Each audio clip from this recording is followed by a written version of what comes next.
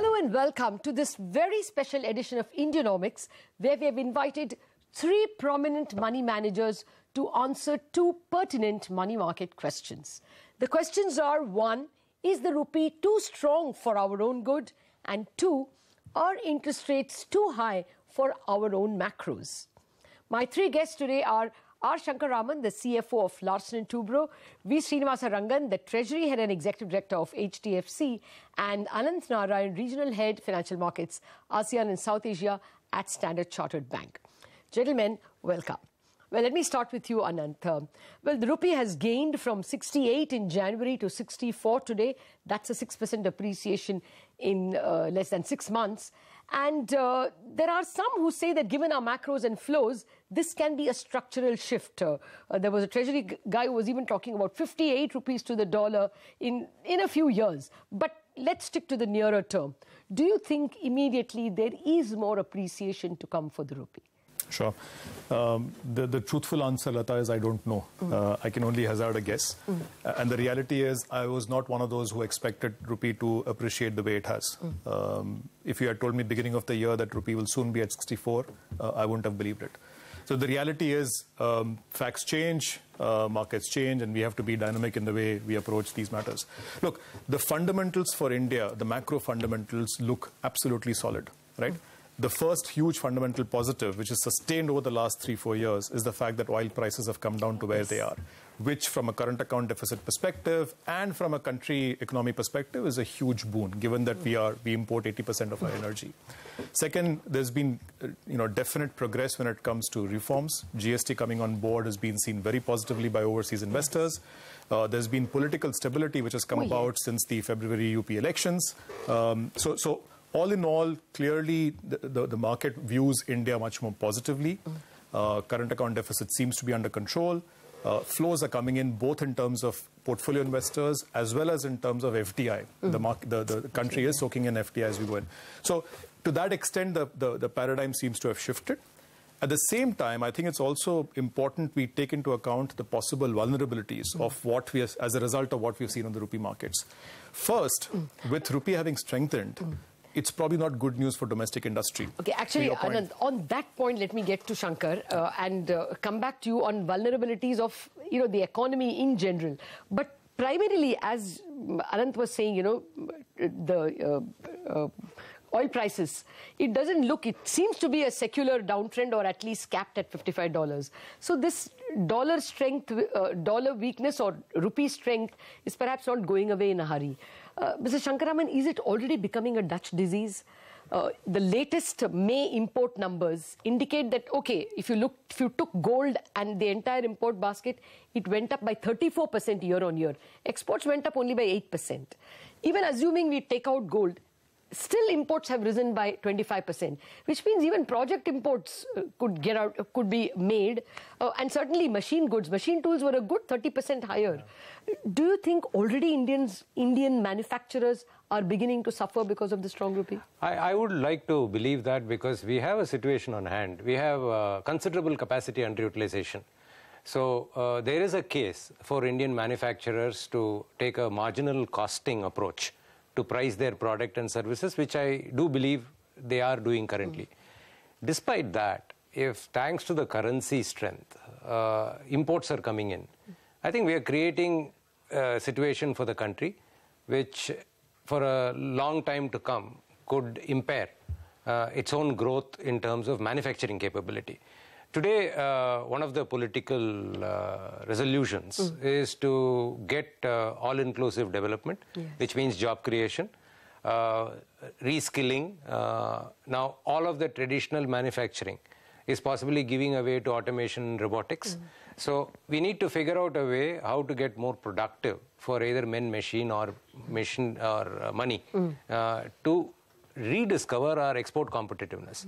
Now, this is in two parts. One is we are fortunate that oil, and we are very dependent on import of oil, is soft, and it looks as though it will remain soft for quite some time. So that is something that you can plan into your model for a near term or medium term.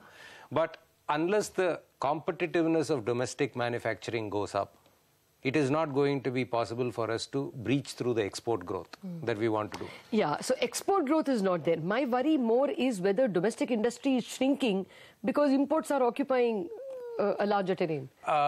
Most of the countries who have faced this earlier have got into protectionist policy, which in the short term is okay, but in the long term it will harm the productive capability of the country.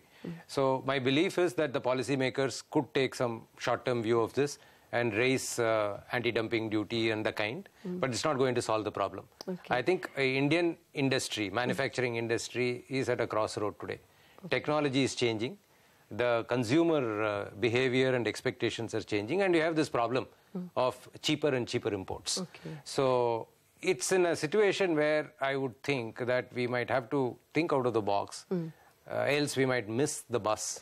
I am wondering if there is a financial answer to this. Let me ask Mr. Rangan. Mr. Rangan, do you think the Reserve Bank can be more aggressive in buying dollars? Their problem is that there is already huge liquidity. But can it add a little more?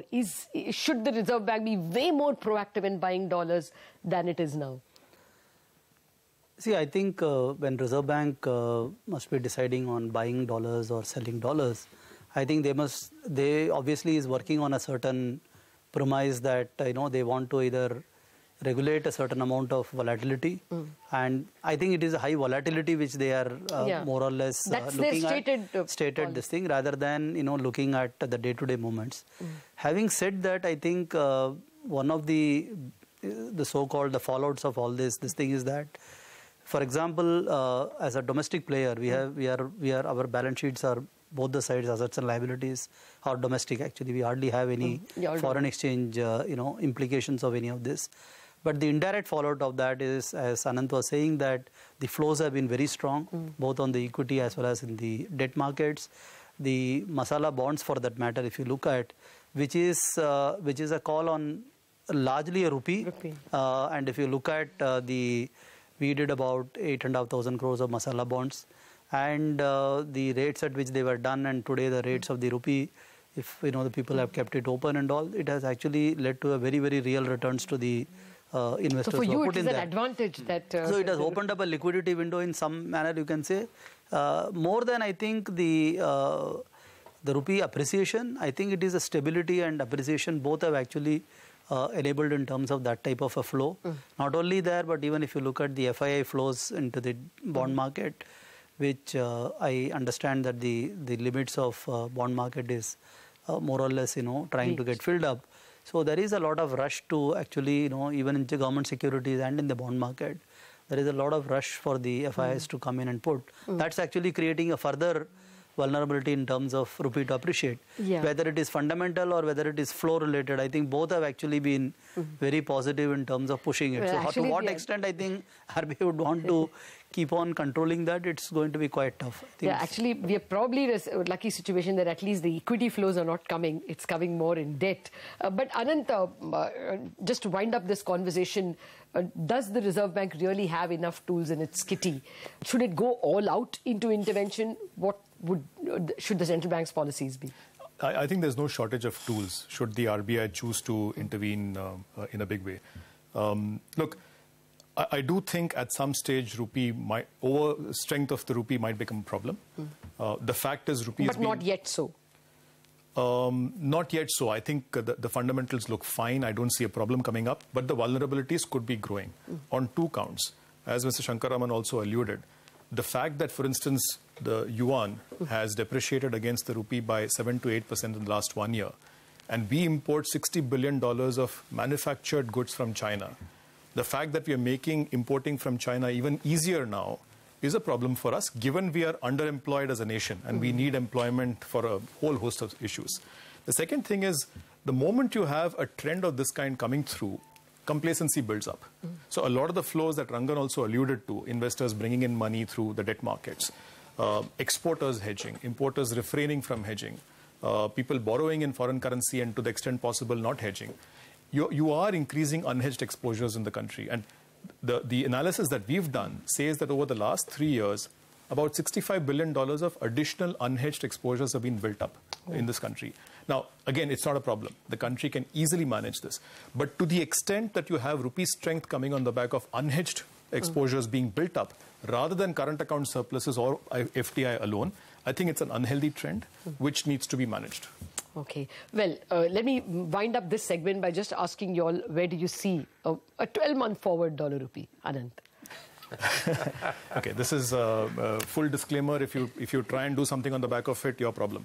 I do think that eventually rupee will start to depreciate again.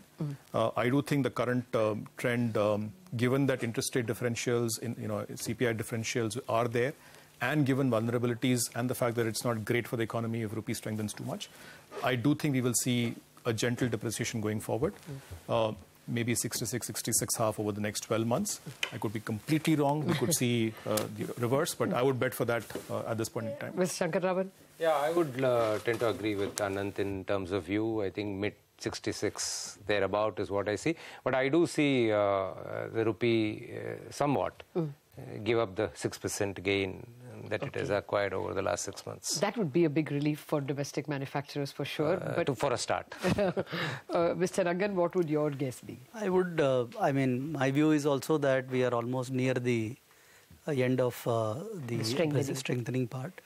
If at all there is any move for whatever events or anything related, you would probably see a mild depreciation.